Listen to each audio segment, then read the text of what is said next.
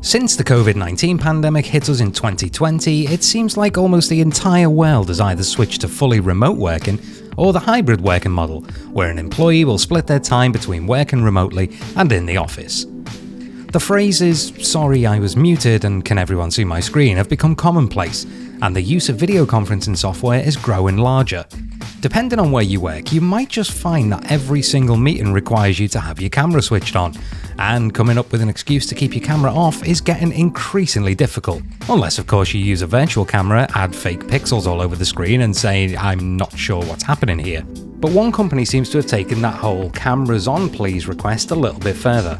A global company called Chetu, with bases in Florida and the UK, hired a remote worker from the Netherlands who quickly felt uncomfortable with their practices and claims that their monitoring invaded his right to privacy. During a virtual training program where he was required to share his screen for the full 8-hour session, it was also requested that he keep his webcam turned on too, so that he could be monitored for the entire time. Seemingly feeling sharing his webcam for the full 8 hours was a little bit too far, given the fact that he'd already had to share his screen for the entire time, he refused to enable his webcam. Chetu responded by quickly firing the employee for insubordination and refusal to work, and the employee responded by taking them to court in the Netherlands for unfair dismissal. The courts eventually ruled in favour of the employee and stated in its verdict that tracking via camera for 8 hours a day is disproportionate and not permitted in the Netherlands.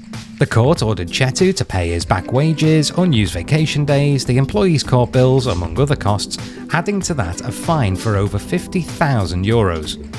The entire ordeal was a costly mistake for Chetu, who, in total, will now have to pay out over €75,000.